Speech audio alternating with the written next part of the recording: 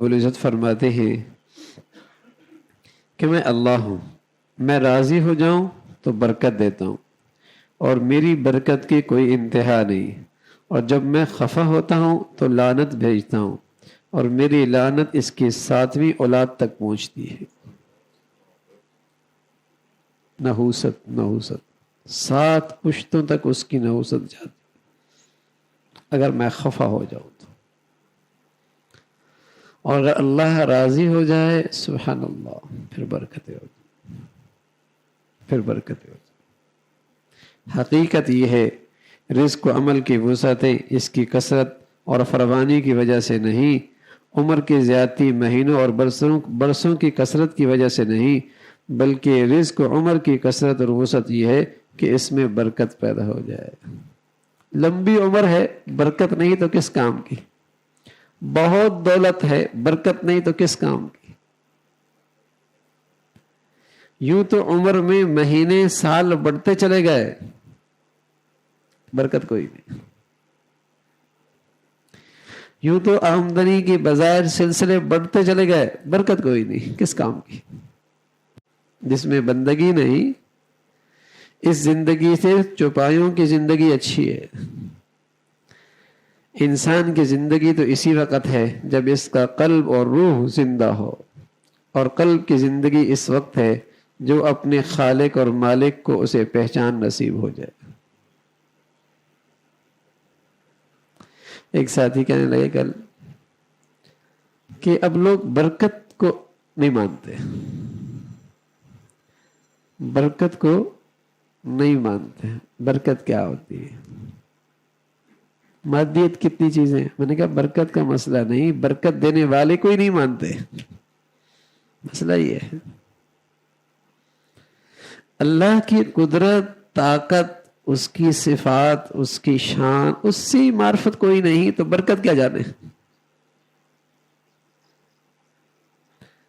جو مخزن ہے خزانوں کا، جو خزانوں کا مالک ہے، جو بادشاہوں کا بادشاہ ہے، جس کے کہنے سے سب کچھ ہو جاتا ہے، جس کے ارادے سے چیزیں وجود میں آ جاتی ہیں، اسی کی پہچان کوئی نہیں تو برکت کیا جانے۔ اللہ کی کیا طاقت ہے، اس کی کیا قدرت ہے، اس کی کیا شان ہے۔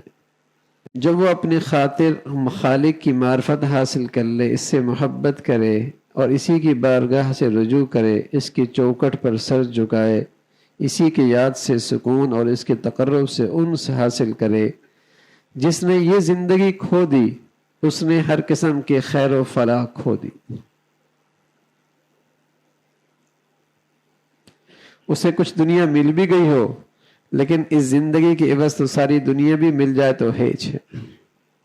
یہ اللہ کے قرب کی جو زندگی ہے، اگر اس کے بدلے میں ساری دنیا بھی مل جائے تو کیا ملا؟ سب ہیچ ہے۔ بندہ جس چیز کو بھی کھو بیٹھے اس کا عوض اور بدل ممکن ہے، لیکن اللہ کو کھو بیٹھنے کا کوئی عوض اور بدل ہے ہی نہیں۔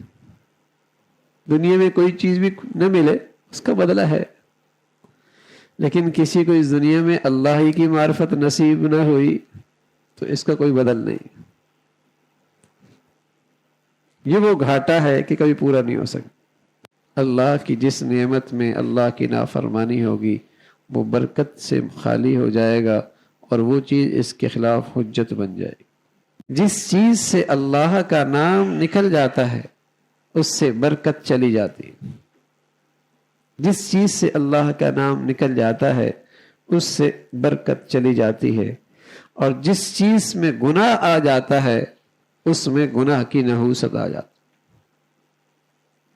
اور گناہوں کے اثرات بہت دور رس ہیں۔ بس اوقات جوانی چڑھتے کے گناہ بڑھاپے میں ستاتے ہیں، اور بس اوقات جوانی کے اور بڑھاپے کے گناہ اولاد کی شکل میں ستاتے ہیں، اور بس اوقات حرام بڑھاپے میں انگارے بن کے تپش دیتا ہے۔ نہ جانے ان گناہوں کے اثرات کس کس انداز سے بعد میں ستاتے ہیں۔ یہ ہو نہیں سکتا۔ تو برکت بڑی مبارک چیز ہے، کثرت کوئی چیز نہیں ہے۔ عمر میں برکت ہو، صحت میں برکت ہو، مال میں برکت ہو، زندگی میں برکت ہو، اولاد میں برکت ہو. اور یہ برکت آتی بھائی گناہوں سے پرہیز کرنے میں، گناہوں سے پرہیز کرنے. ورنہ سب چیزیں ہوتی ہیں، برکت نہیں ہے تو وہ نہ ہوتی تو اچھا تھا. اس لیے کہ وبال زیادہ ہوگا، وبال زیادہ ہوگا، اس میں مصیبتیں زیادہ ہوں گی.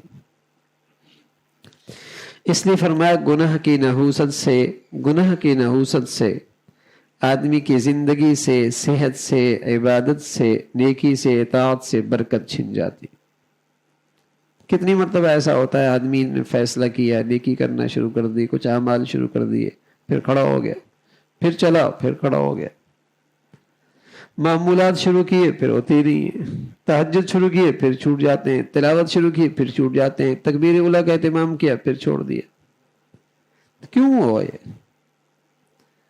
گناہ کی نحوست سے وہ رکاوٹ بن گئی. اللہ رب العزت میں ہم سب کو نیکی والی، تقوی والی زندگی نصیب فرما دے. اپنی زندگی کو مبارک بنانا ہے، اپنے اعمال کو مبارک بنانا ہے، اپنی عمر کو مبارک بنانا ہے، اپنی اولاد کو مبارک بنانا ہے تو اللہ نے اس کا ایک ہی نسخہ دیا ہے. لَفَتَحْنَا عَلَيْهِمْ بَرَكَاتٍ مِّنَ السَّمَاءِ وَالْأَرْضِ. زمین و آسمان کی برکتیں ملیں گی. کب؟ جب تمہارے اندر تقوی اور پرہیزگاری ہوگی.